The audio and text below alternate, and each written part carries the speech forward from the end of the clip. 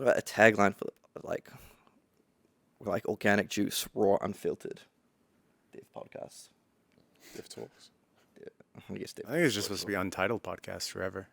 Untitled. That's pretty. Untitled Dev Podcast, maybe. It's pretty cool. Like a little bit mysterious. Brian and Friends. I wasn't on the last episode though. Friends. Yeah, no, we. Just Friends. Just like space Dude, and I Friends. was thinking. Actually, are we recording? Because this is worth sharing with everyone. I've been recording for the past 6 Excellent. You can cut this part. So I was. The way my brain works is, I tend to carry things forward to their absurd extreme. And obviously, I wasn't here for the last podcast. Kieran did the last podcast. And I just like. Whose idea was that? And also, like, he got to do like his living legend moment at the AMA. So like he got to share his whole story. And I told him, he asked me when he could do the living legend. I'm like, never, Kieran. You never get to do that. And then I left for a month, and he's doing the living legend. He's also hosting the podcast. So I like carry that forward. I'm like, what happens if Kieran just like fully takes over LSS? Like I come back and I walk into the main hall, and everyone's just like watching the block on the big screen. James is in the front row, like taking notes, like just absolutely studying. Everyone starts shaving their head all the time. Like everyone's just completely full shaven. And like they're walking by each other in the hallways, and they're like, Mr. Classic, Mrs. Classic, just like acknowledging each other as classics all the time. I think Jason says it so often that like the other day, like David was coming through and he was just doing like good morning, but saying quickly like good morning, and I'm used to this guy just going classic. So he walks past, and I have this moment where he, like in my head, it sounds like good morning, but I'm like, did he just say classic? So you have no choice but to respond with the classic in turn. Dude, I saw Kieran at a traffic light, and I was like, the classic. And then he like twitched, and I was like, oh my god, it's like Pavlov's dogs. Like, I'm just like imagining on my way, walking to work, and you can just hear the whole building kind of like, Yeah, it's renamed LCS, Legend Classic Story. There's just so many disastrous outcomes that could have befell the studio while I was gone, but thankfully I'm back to bring order Order and to the reason to the universe one more time. Balance in all things. Yeah, And balance of justice, where we hear less from Kieran. That is indeed the balance of justice. only a good thing. Only a good thing. And I was meaning to like check with Alex some. I like to work on some of my TikTok, my Gen Z lingo. So oh, here we go. so I was thinking Prism's doing all right. So it's gonna be like no cap, Prizzy and the hizzy. It's been straight busting recently, but My good, whole Alex. body's Is there? cringing. I'm getting I like it from over there, but yeah, okay, maybe we can cut that in post editing.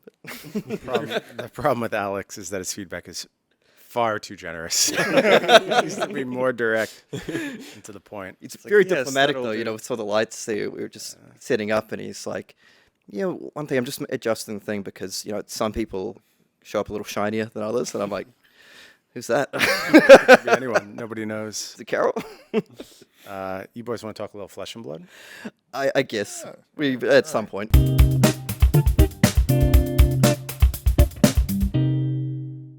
It was a big week, a big couple of weeks since we last got together. Dromai ascended out the door, up to living legend status. And dude, I think this is such a cool living legend progression. Like there's so many nuances and intricacies to Dromai's story. There's so many levels of her dominance or lack thereof over the course of her approximate 2-year reign. And I was just kind of reviewing everything that has happened. And, actually, Jason, I think you're a really good point to start the conversation. One of the first people to really believe in Dromai and start testing Dromai heavily when you were in the outside world. What was it that drew you to Dromai in the first place? well, I was just always just a huge Prism fan, and I just loved playing the illusionist playstyle of, I can make a few mistakes during the game, but my opponents in the blender, they have to do the right thing every single turn. So it's always on the opponent to make the right decision when they're versing illusionists, which I feel it gives you a huge buffer, especially as you're trying to progress to become a great card player. So So I can misplay and let my hero carry me. Is it that? yeah, I mean a little bit. I mean to an extent, for the most part, you can just misplay a little bit, and then obviously you learn from those misplays. You get better and you get better, and then you become like a dominant illusionist player, but still like your opponents just always have to play perfectly to win the game. I do think that's a huge part of the appeal of the illusionist class is just how deep you can go, like how deep the game plans are. And, you know, so many incredible Dromai players over the years. But I think of someone like Mara Ferris, who just like was always pushing forward, always like never rested. Like, okay, I understand Dromai. It's always like, what am I learning next? What's the next thing I'm pushing towards? And it's just like very inspiring to see people with that level of devotion to their hero and just like lock in and be totally single-minded in their approach, saying, I don't care what the matchup is. I don't care what the metagame is. There's solutions present in this kit. I'm going to find them. Yeah, I feel like I saw at one point, it was at some tournament, just like running out this Dromai chain into like an aggro matchup.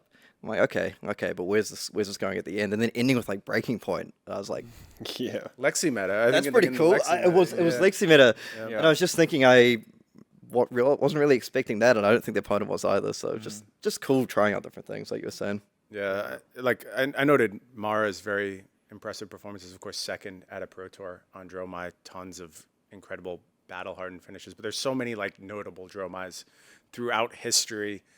Arthur Trehay, of course, the Dromai Pro Tour champion in most dramatic fashion we've ever seen in Flesh and Blood comes to mind. I want to shout out Fuad Omar, really the first person to take Dromai to success at the highest level, Worlds 2022, that, of course, was famously won by Michael Hamilton on Icelander.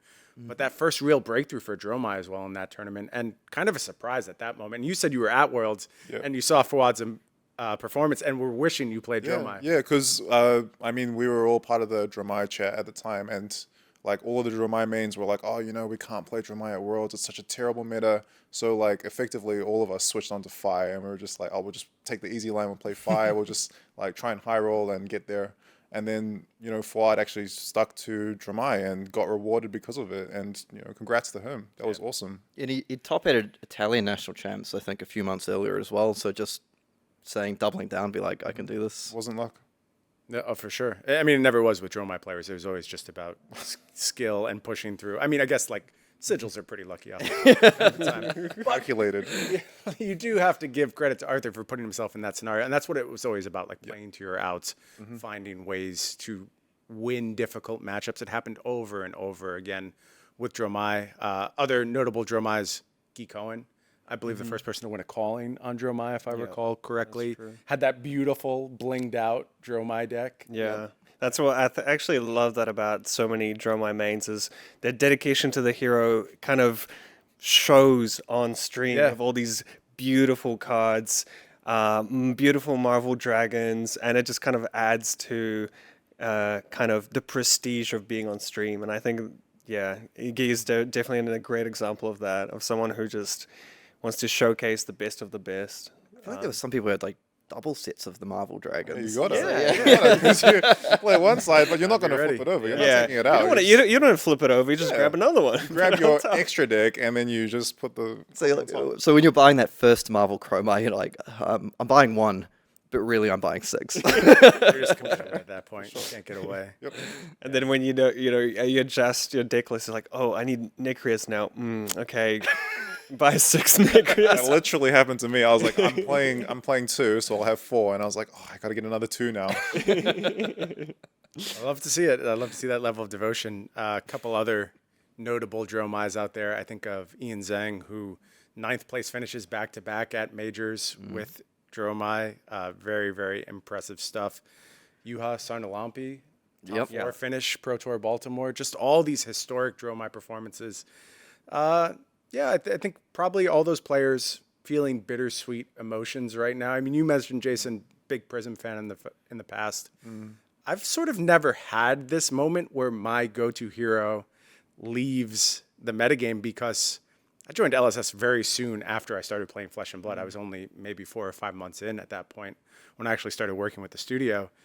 Talk us through kind of the emotions you feel in this moment. I mean, personally, I'm also in the same boat. Like, I lost all of my mains after I joined LSS, which, you know, you do feel like it's a little sad that you'll never see that in a CC, like that game plan and that style of play. You'll never see that exact type, but then, you know, we always strive to create like a similar kind of hero that people can resonate with and go back to. So it feels, it's a little sad that you'll never see it again, but also like, I mean, it's a bit of a spoiler since we're on the dev team, but like we know that we're going to create something just as like awesome. Yeah, and I maybe as soon as MST. Maybe. Yeah, I do like the Hall of Fame in the form of the living legend, where it kind of pushes you to try and mark yourself as someone who helped push your hero to ascend to living legend. The Roll of Honor. Yeah, and I think I love the story of Ian Zhang, who actually wasn't on the Roll of Honor despite being a Dromai main for ages, and you know, the few weeks ago was the last. It was obviously going to be the last kind of weekend that you can get points for Dromai, and Ian decides to go on the ProQuest in a different country. I'm not sure if he caught a train or he drove, but after 8 hours of getting there, it was his last shot. He pulled out his favorite hero, decided to smash round after round, and eventually won the whole ProQuest, and awesome. Finally, in the nick of time, got his name on that role. So good on Ian for that one. Really cool story for sure.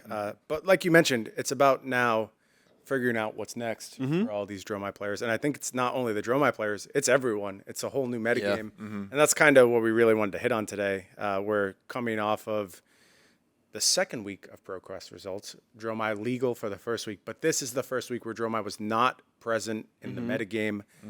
And boy, have things changed. Shake up. Yeah, big shake up. I kind of want to start off, I guess we'll say the villains of the format. Yeah. It's interesting to call them villains because our top performer this week was KO. KO was the hero that won the most of these ProQuests. Only won 12% of them. That's a really, really low number for the quote-unquote best deck. And frankly, I think there is some tension with the idea of KO being the best deck. I think KO is an extremely consistent deck. I think it's a deck that a lot of people can pick up, find success with.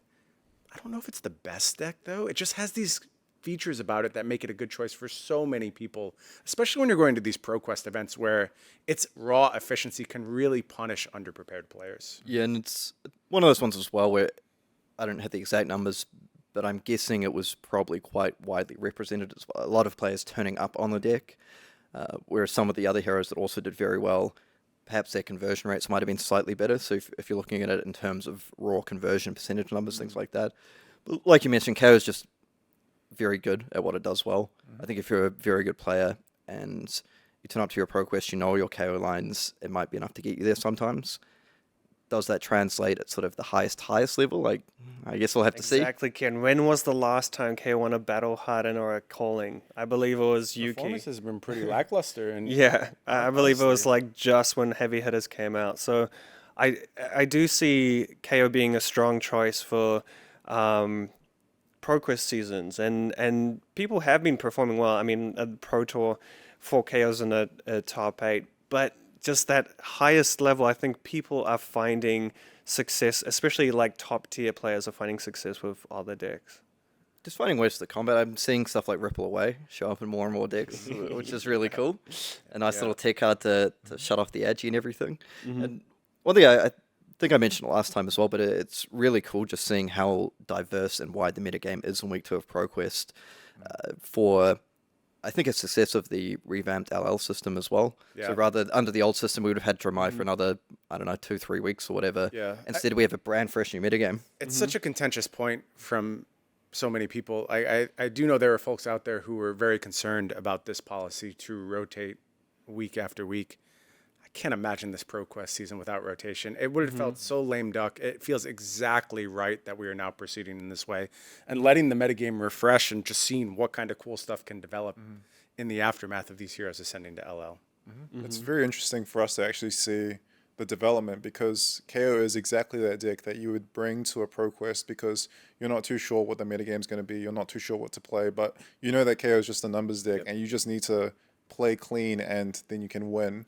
But then I think as the metagame develops throughout the next 2 weeks, I think we'll see a lot of like different axes to be played. Like I think a lot of different decks will, like maybe a couple decks will take over KO in that spot as people figure out that KO is not actually the best deck right now. Yeah, another deck that I think benefits a lot from sort of unknown metagames and not having the focus on it is our second place finisher for this week, Azalea. Azalea coming off of a really strong performance. Brody Spurlock, of course, winning, calling out in Phuket, just all over the battle-hardened top eights, finishing in the finals multiple times, and won about, I think, 11% of ProQuest this week. However, just go back to discussions only a few months ago. Azalea was unplayable. Warmonger's diplomacy meant Azalea was never going to win anything. The hero was ruined. People were willing to sell out of their Azalea decks, and obviously, number one, patently not true. And you can build the deck in a new fashion. But second of all, I just don't think there's that many Warmonger's diplomacy in the format right at this moment. Yeah, it's still popping up here and then. I believe the calling Brody one, Carol, you were saying the Battle Harden was also won by Azalea? Yeah, Teddy Tai won that one. Yeah. Shout out. Yeah, it seems one of those metagame shifts you were talking about, I believe it also applies the whole Dromai thing. Because before, I feel the general feeling was it was very tough to play that deck into Dromai.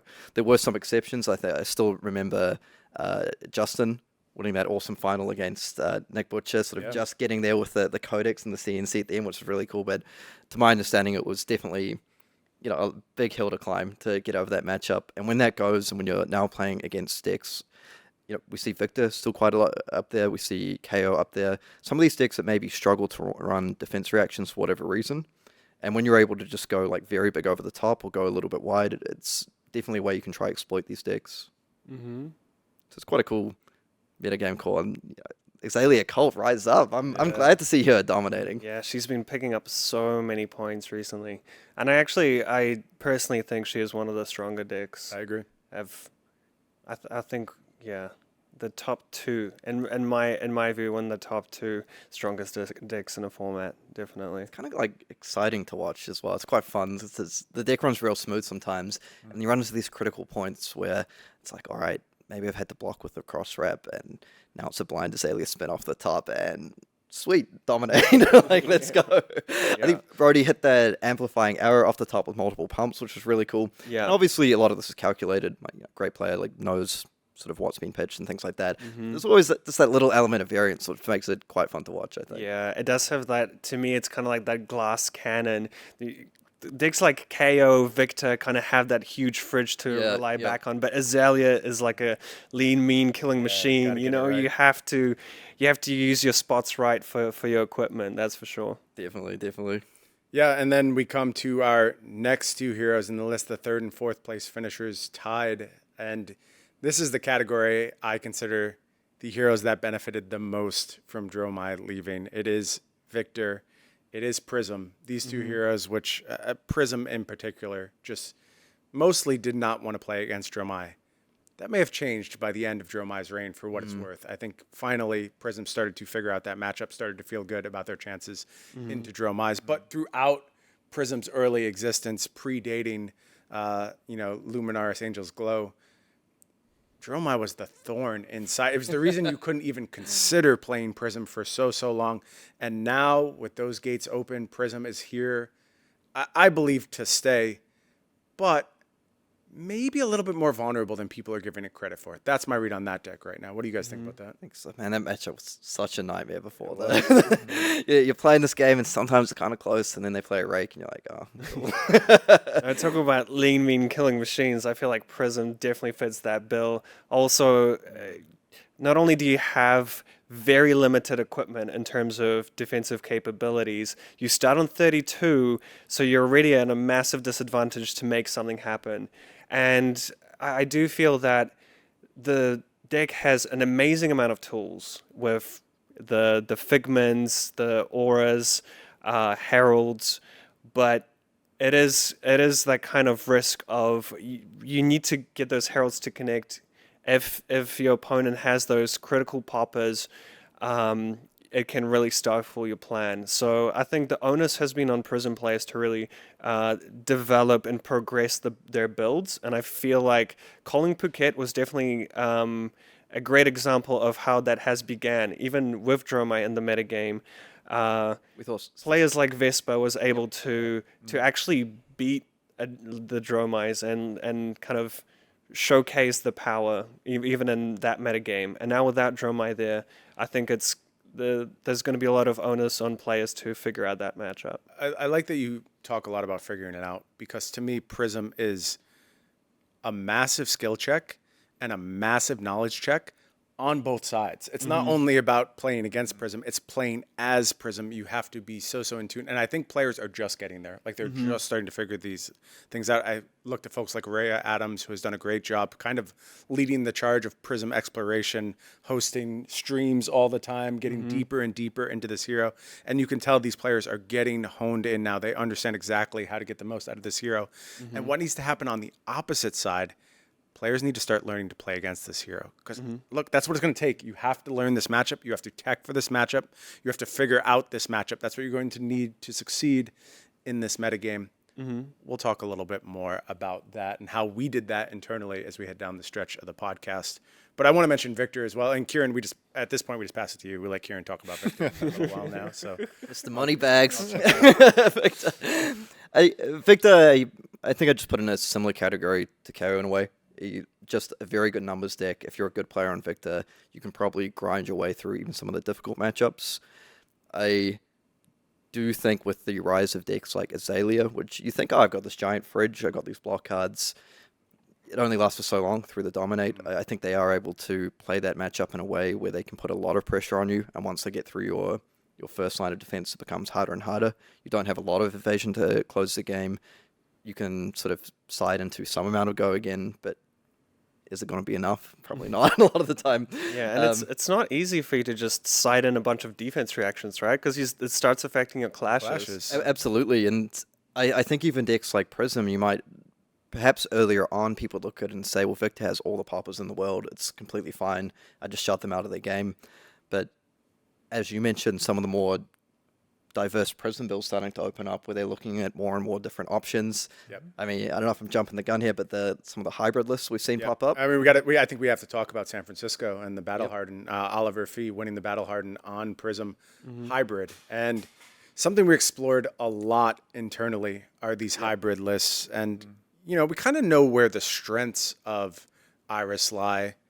What do you think about the weaknesses of these builds? Because there are some limitations when you choose to build in this hybrid manner rather than focused on either Luminaris or Iris. Are there some points you can think of where players can really look to punish these different type of builds? Yeah, I feel like it starts punishing your main deck and your main strategy. I think you have to start main decking a lot of the auras. You have to reduce your defensive capability a little bit. Maybe trim on the Herald sometimes. So it is. I saw that a lot. With it is a give and Oliver's deck take. list. I thought the count was actually quite low, and Yeah. I think that's, to me, the first thing that stands out is now, as soon as that Herald count gets lower, I start thinking I can block you out, and I start thinking about defense reactions. Actually, that's really why I want to be in this Prism matchup. Is just find a way to keep these Heralds from connecting. That will get you the time you need to activate your game plan. Make sure things like ALS doesn't get set up, doesn't get recurred. As long as you are going ahead and stopping those Heralds from getting online, you're usually in a very, very safe position. I play this matchup a lot, actually, on the Azuri side. And at some point, my plan just became, I'm going to fatigue these Prisms. Like, that is how I'm approaching this matchup. And it really only happened once the Prisms had to start having a little bit more respect for people respecting them. They need to have the counter juke. And I think that's the phase of the meta we're going into externally now. Yeah, I feel I played the hybrid probably against you a couple times as well, and it's one of those things where if you make a couple of mistakes or you draw the auras at the wrong time, you just can get obliterated at the wrong time. Like when you play into 5, for example, sometimes, and you're, you're not going to Iris in that matchup, right? But it just makes your core plan a little bit weaker. I've definitely been juiced by Carol playing Hack to Reality. Zealous belting, rouse the ancients, hack to reality. What a card! There are definitely tools that you can use to combat it, but they're a little bit hidden, and you have to kind of find them. But as decks move towards that kind of like Iris space, they become a lot more fragile, in my opinion. And things like Hack to Reality can seem like a meme, but they actually do work Yeah, there's some real tech cards out there. Again, we're going to talk a little bit more about that as we move through. A couple other heroes putting up nice performances. Kasai at 9%. I think Kasai just setting itself up to be one of the stronger control decks, one of the good options in this format. And then, and maybe we're a little early sometimes in our approach, and we're trying to put on those future goggles a little bit and look towards the next step. I like where this is going. Y'all wanted to hype up Rhinar headed into the last Pro Tour, and it didn't really develop all that much. But this weekend was massive for Rhinar. Rhinar had a really big performance, I believe, actually, in this 1 week, winning the combined total of RTN events and ProQuest Week 1 events in just 1 week. So 6% of events won by Rhinar. No, there's a Rhinar mirror in one finals. Dex won ProQuest, or excuse me, lost the ProQuest to another Rhinar. So Rhinars are out there in force, and makes sense to me. I think as Prism, if you just wanted to shout out a class that you really don't want to play against, Brute is either number 1 or number 2 on that list. I think, the big green guy is back, baby. I'm going to say I'm wearing my green shorts in honor of Rhinar today. You're right. Like, maybe we were trying to go a bit too big brain, but Pablo, I think, did come top 16 on Rhinar at that. A very good finish, yeah. Yeah, so thank you, Pablo. You made us not look too dumb. Pablo's always got our back. One of the nicest guys in flesh and blood. We got him with the psyop. Rhinar's good. Poor guy. Poor guy. He's never trust us again. But I think it's really cool seeing the sort of resurgence of Rhinar now, and I think he's able to operate on a different axis than KO in some of these matchups, where, I'm not going to sit here and say, like, Victor is, you really want to play against KOs and stuff like that, but I feel you can have game plans into them. I feel if you're a Prism playing into KO, there's also ways that you want to try navigate that matchup, because their numbers probably overall over the course of the game are probably better than Rhinar, more consistent, but Rhinar just has that burst. It has that intimidate.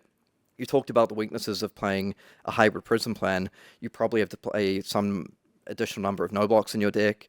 There's nothing worse where they drop, barraging beatdown into like a anything show no mercy, and you're left holding a Figment. You get the right card in that spot, you're in trouble. Exactly, and they've got the Gambler's Gloves, they've got the Scabskin Leathers to break through the ALS, they've got the Blood Rush Bellow with Double Claw just to really push the damage. That's the thing.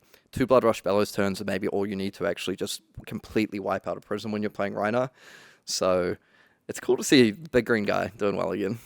Yeah, and with Dromai leaving, I feel like these kind of slower, more controlling decks are starting to resurge.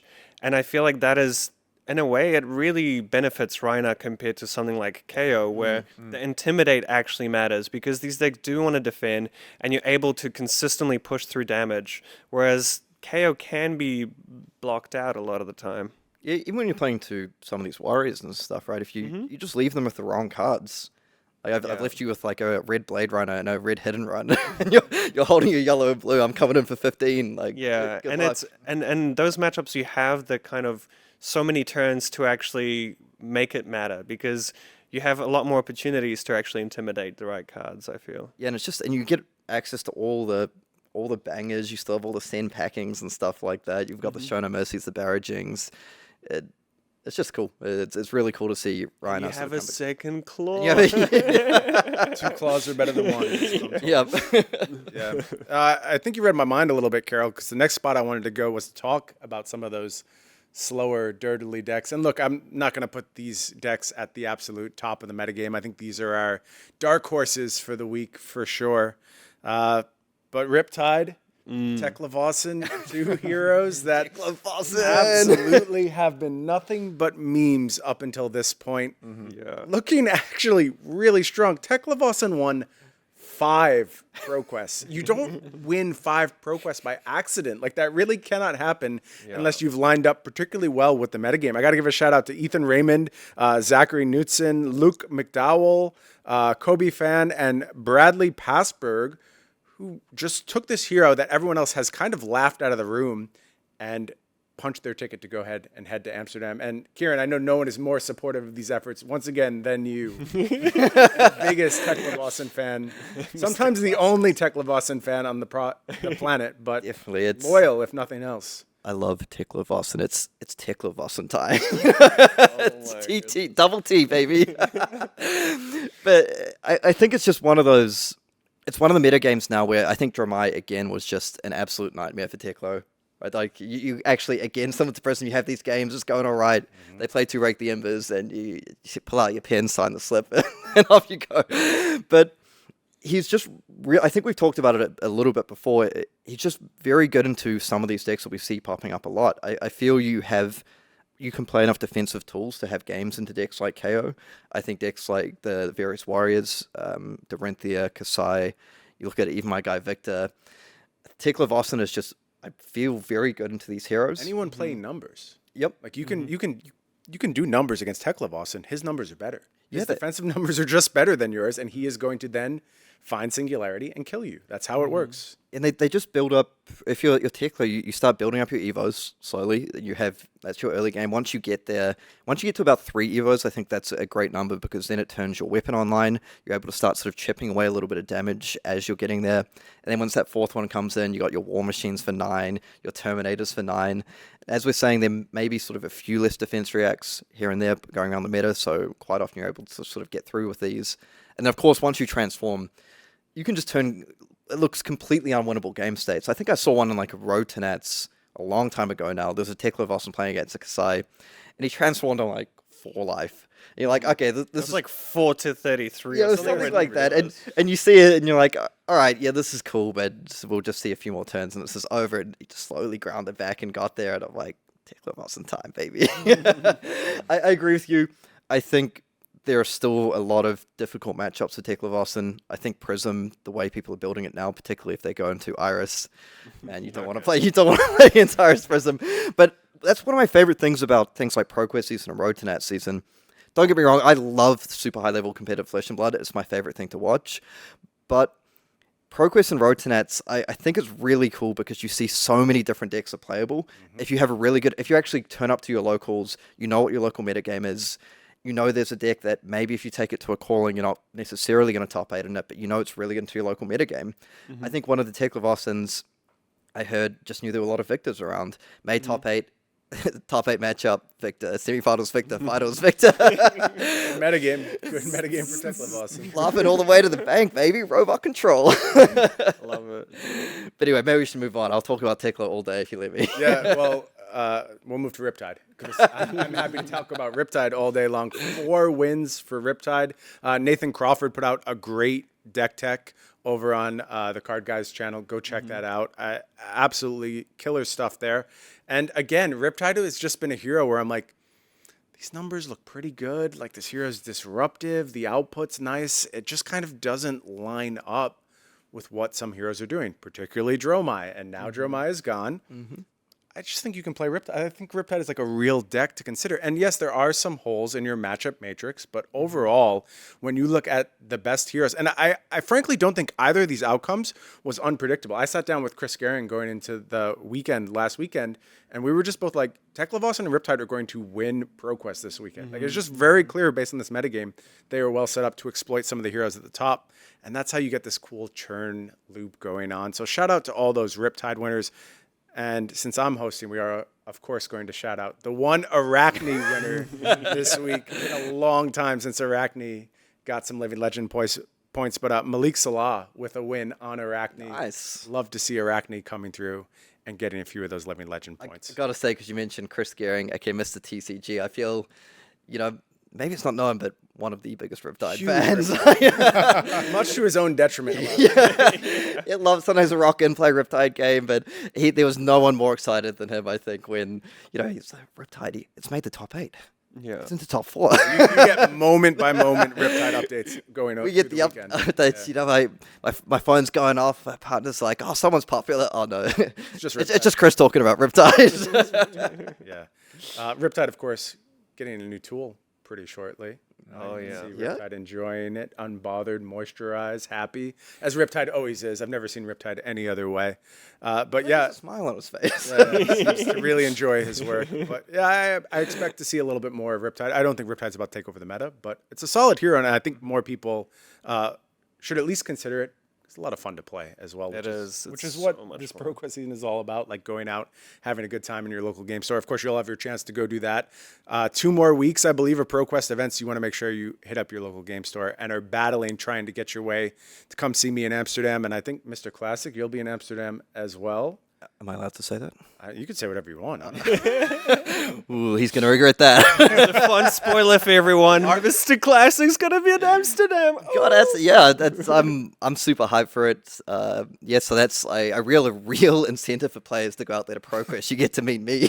I'm sure that's just drawing people out to the local game stores right now. There's literally a What? line. I'm signing up. I can see people like looking at the computer. I wasn't quite sure, but yeah, that's time to dust off the deck box. One more ride. Talk them into it somehow. Yep, I am super hyped about that. I can't wait to be at Pro Tour Amsterdam, hanging out with Brian, annoying him. So yeah, if you're there, come see me. Come I'm say going hello. to be real busy, actually, Kieran, but you should go there and have a good time.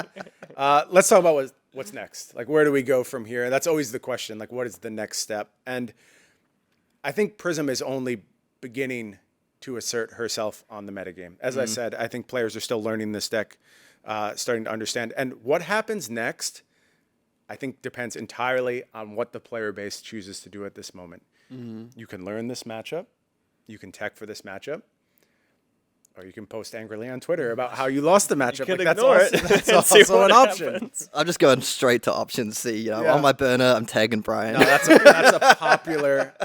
popular option. I can tell you from experience that is a very popular option.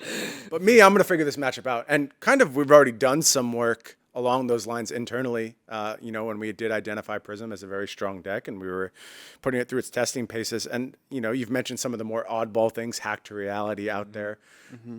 Obviously, there's things, time skippers, time snap potion, like those things. Lead the are- charge, lead getting the those charge. action Yeah, points. get those action points. Like, look, that doesn't solve the issue. It doesn't completely invalidate Prism, but you have to start thinking along these lines. You have to think about how to build your deck to integrate these things seamlessly.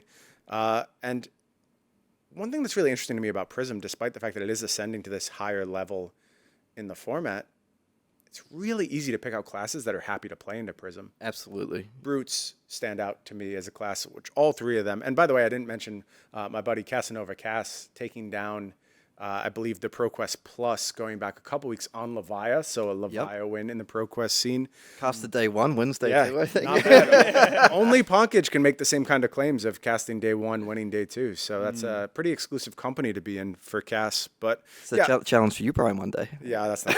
I'm not even allowed to play, so I have a built-in excuse. But yeah, I mean, like all these brutes, I think they have naturally good game into Prism. They of course have scab skin leathers. I have seen Prism starting to tech gambler's gloves, re-roll those scab skins, which fair play. But the card I think that really just stands out to me as a critical part of the brute kit, Numbskull. I haven't really heard Numbskull talked about all that much. And I was talking with Jason Chung about the matchup a little bit earlier, and we were talking back through the testing days when we were testing KO into Prism, and the early days where we didn't really quite understand the terms of engagement and we're just trying to suss it out a little bit. And he said he felt the matchup was okay, leaning favorable when he first started testing it as KO. Jason was like our internal KO guy, huge fan of KO. And he felt like it was okay. Then he found Numbskull, and he said he felt like he really couldn't lose anymore. He felt like once he was able to play around Prism's ability to reduce 6s down to 5s, which is so critical. And it's why for non-Numbskull having classes, I think 7 is the new 6. Yeah, absolutely. definitely. You have to really disregard 6 as a popper number. But Brute kind of gets the best of both worlds, getting out there with those 6s and shutting down the type of effects that might go ahead and stop the pop in this scenario. You gotta stop the pop. Gotta stop the pop.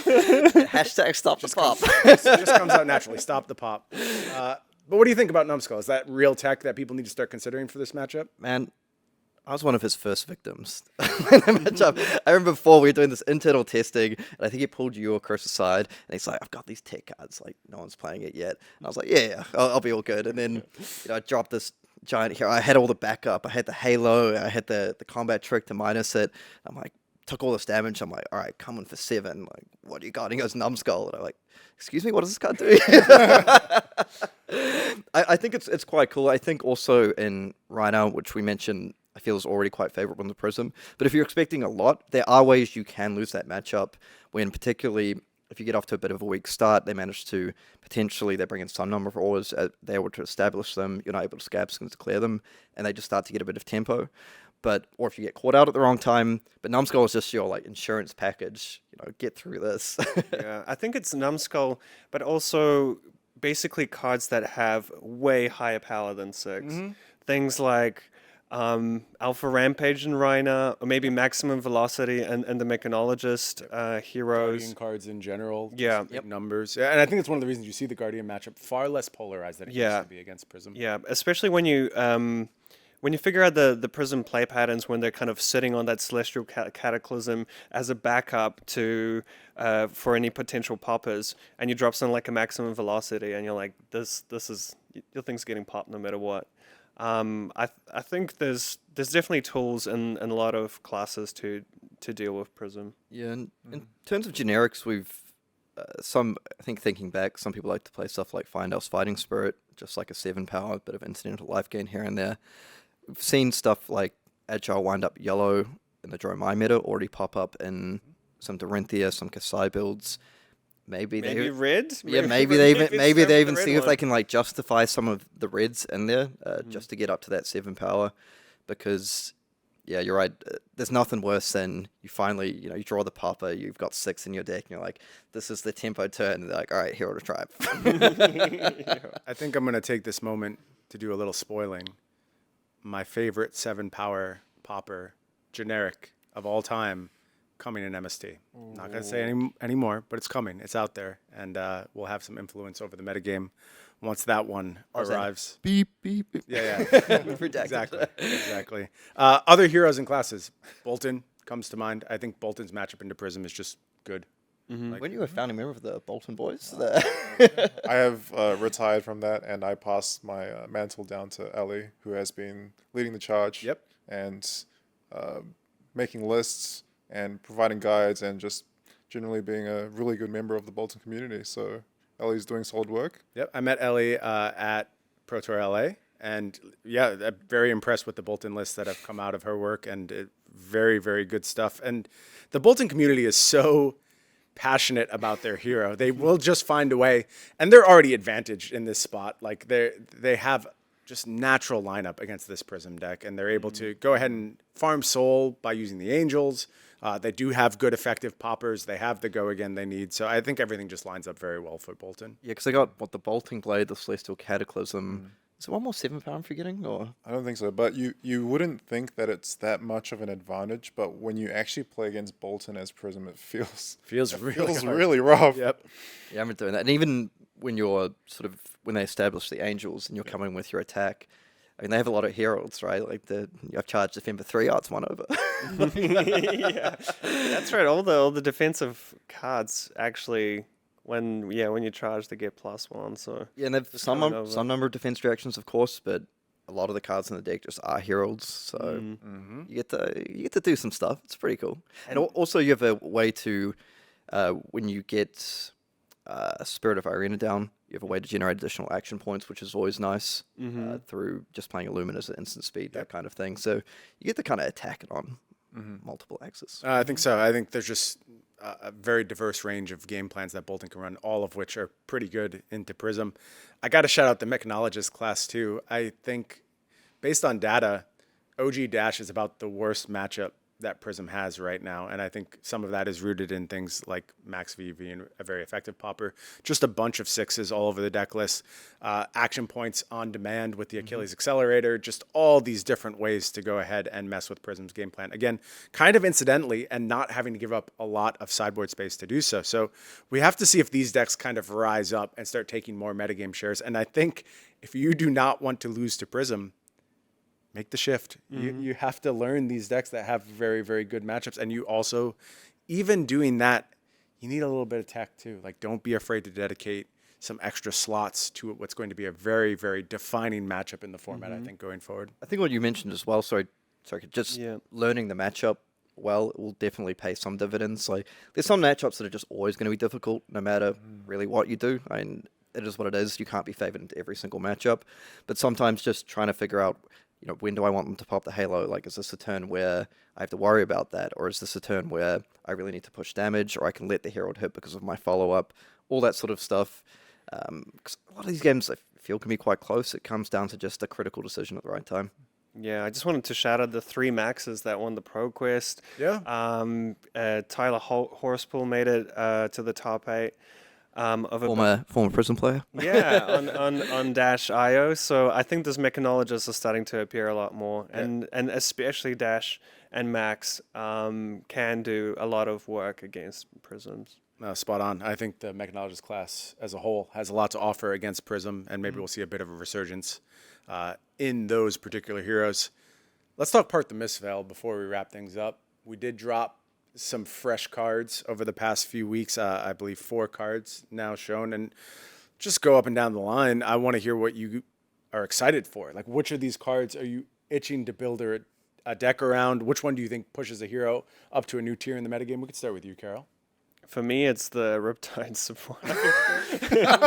I know it's like probably not the most things that makes you excited about Part the Mistveil, but honestly, I love the Riptide spec and the new arms. Kind of extra tools, maybe for Azalea to dodge those Warmonger's diplomacies, possibly.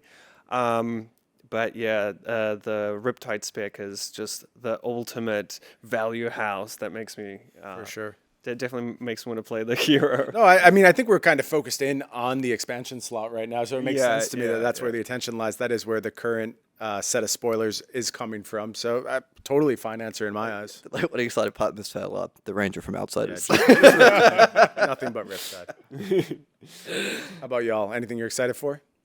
I might need a quick memory refresh on what exactly the cards that have come out so far. Kieran's going to eventually remember that Visit Goldmane Estate has been previewed, and that's the card he's going to talk about. So we could just skip all that, and you can talk about that card now. Okay, that sounds good. Sounds good. Yeah, Visit's quite cool. I think there are some very cool sort of alternate ways to play Victor based around that card. It's really interesting. It will be really interesting to see to me how some of the Victor decks, perhaps, some may decide to accommodate in certain ways. Some may adjust their decks quite a lot to look at that card. Because it's not free, right? Like, there's a very real cost to playing, which unquestionably a powerful card. Like, you just read it, you combine it with Victor's hero ability, you know what you're getting from this. But there's only so many non-attack powered cards you can actually have in your Victor deck. Yeah, and we already see people playing things, Test of Strength, Trounce, for example. There's pummels in a lot of decks showing up. Some people even trying to incorporate defense reactions to get around some of the decks that are around, like Azalea, for example. So when you mix that all together and you look at this card, well, on the face of it, you're like, wait, it's a 1-cost blue 3-block, makes me a gold, has go again, draws me a card, might make some mites. Like, what's going on with this? But as you say, it does come with a deck building cost. I have seen some Victor lists look to run things like Tear Asunder, for example. So perhaps that might be a natural slot to exchange that out of. I mean, Tear Asunder dual roll, bit of disruption, and gives you evasion, which the deck doesn't otherwise have. But I'm really excited to see what the Victor players look to create with this. Like, maybe they look to build the deck in a completely different way. Maybe they just try and incorporate it into their core game plan. Maybe it's a certain card for certain matchups. But I think there's a lot of scope for exploration with that card. Anything stand out to you? You're excited about? It's just Enigma, right? I gotta stop talking about Enigma. Everyone's sick of it by now. We'll come back in a few weeks. We'll talk more about Enigma. We'll talk about New. We'll talk about Zen. We'll talk about all the heroes in MST. And I am so excited for Part the Mistveil. I think that is probably where the conversation shifts after we wrap up this ProQuest. So y'all make sure you join us. We'll do this again. Tell us down in the comments the card you are most excited for thus far from Part the Mistveil. I want to hear what you're looking forward to. And we'll be back with more here from the LSS studios next time. And I do have another little spoiler for the Part the Mistveil that I'll be bringing to the Calling Warsaw. So I'm not sure if it's just one. It could be more, but I'm gonna try and get as many spoilers as I can. So definitely stay tuned for the Calling Warsaw. Nice. Bother Carol and Warsaw. Get to see a nice first look at those Part the Mistveil cards.